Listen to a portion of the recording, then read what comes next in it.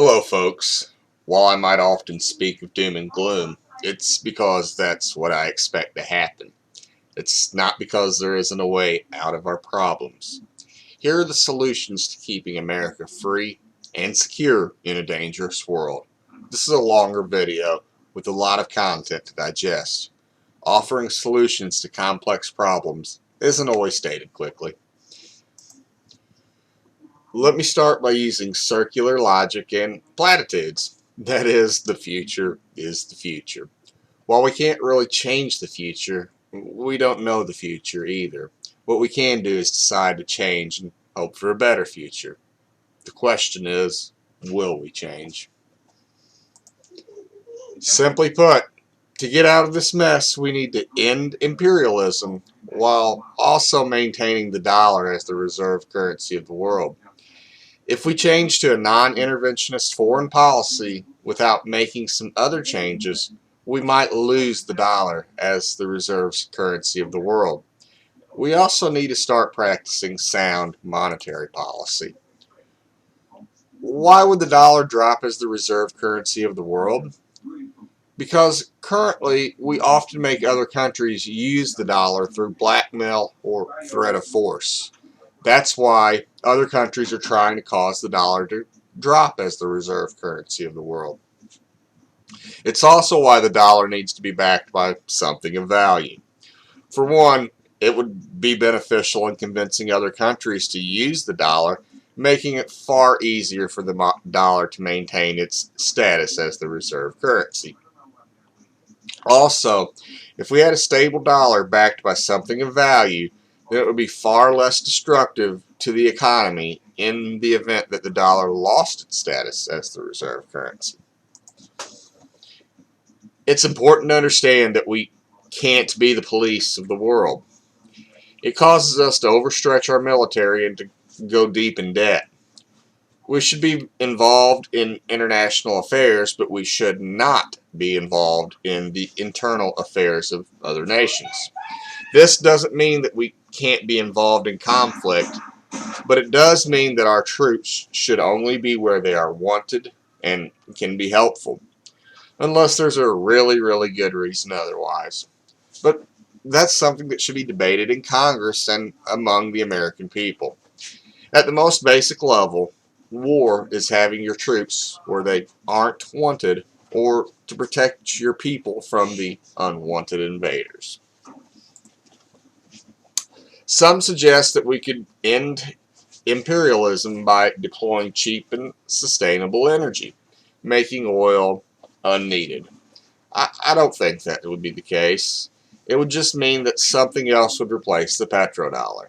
It would be the solar dollar or the energy dollar or something else.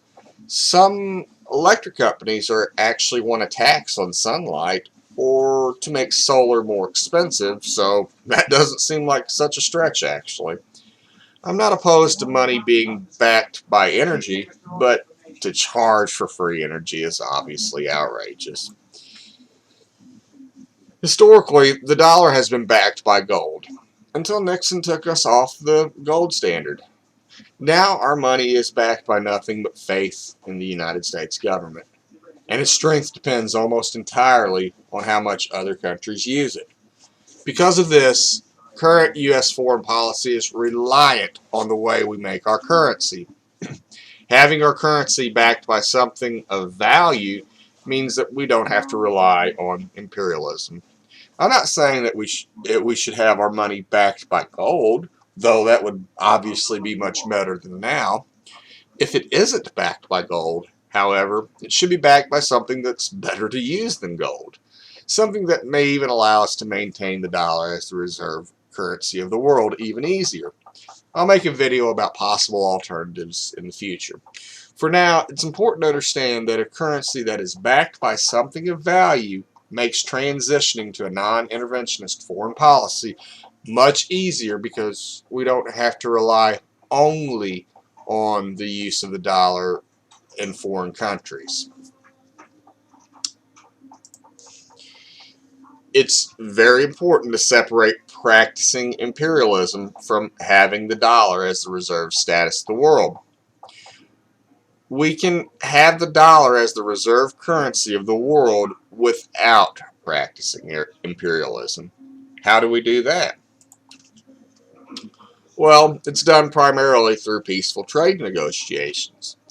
Just because we have the most powerful military in the world doesn't mean that we should bully other nations. We should be respectful of sovereign nations. All in all, kindness goes much further than blackmail and threats. Using some examples, maybe some countries want access to American technology and infrastructure in their country and are gladly willing to use the dollar in exchange for that access.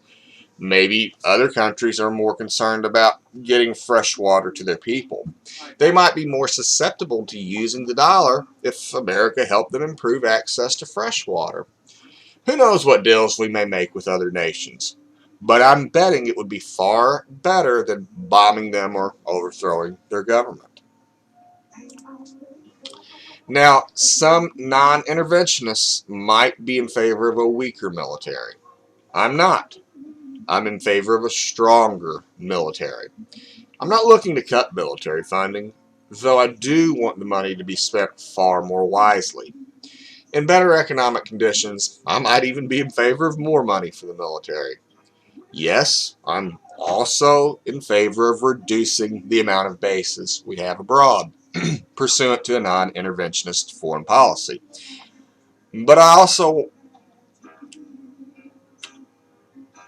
want to have bigger, more advanced bases that are capable of covering larger areas. Rather than having smaller bases, we will have less, but larger and more capable bases. Also, the role of the Federal Reserve needs to be altered so that its function is to maintain a stable currency. Why do I think it's better to alter rather than to abolish the Federal Reserve? Because Congress can be dysfunctional and our monetary policy shouldn't be decided by popular opinion or the wealthy. Our dollar should maintain stability regardless of domestic and international affairs. People often blame the Federal Reserve for the cause of our economic problems, and for good reason. While it's mostly true, it's not entirely true that the Federal Reserve is the cause of all of our economic problems. It's been pointed out that the Federal Reserve was created because of greed, and that's likely true.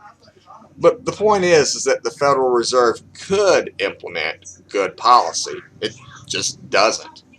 The ultimate reason that we are in the current situation is because of greed and corruption. Our entire economy is based off of the concept that greed is a good thing that makes things cheaper and more convenient for Americans. It's what we call capitalism. But in an America with a different set of moral values, the Federal Reserve could be put to good use, despite how it was created. We also need to get rid of our current fiat currency. Money needs to be backed by something other than faith in the government, though it doesn't necessarily have to be gold.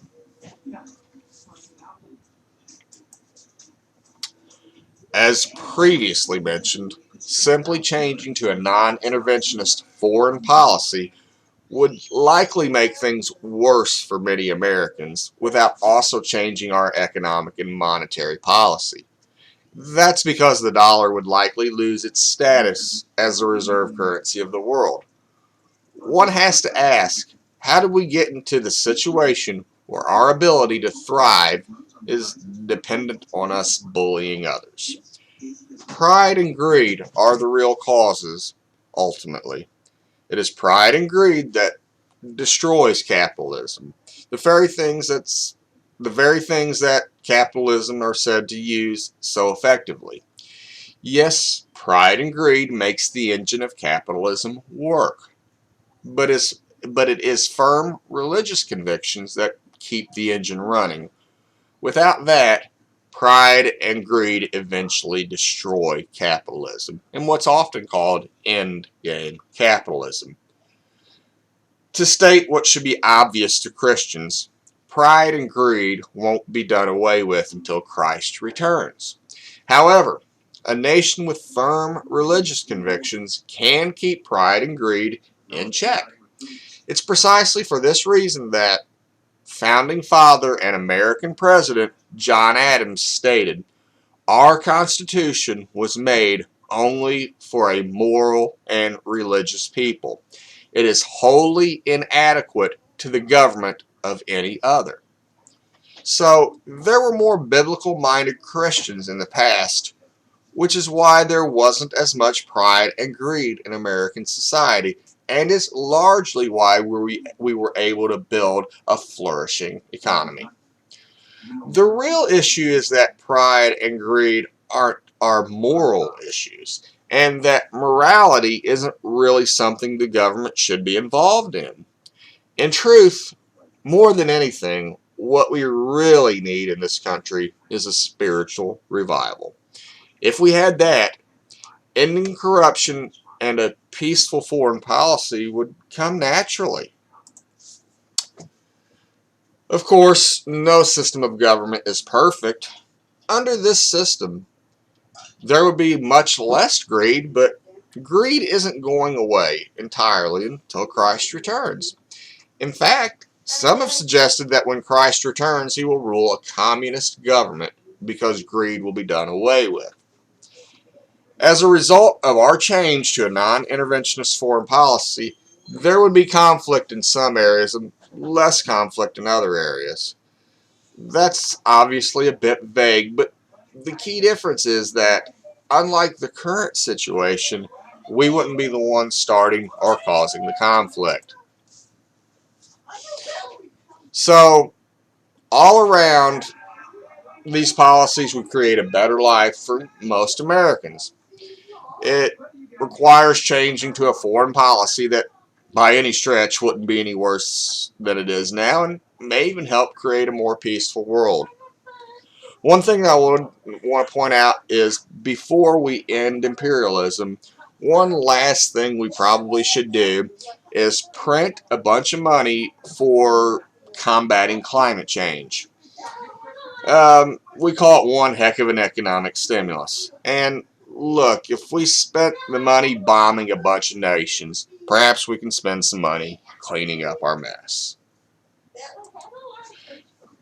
Hey folks, thanks, and if you'd like to hear more about my ideas, please show your support by subscribing.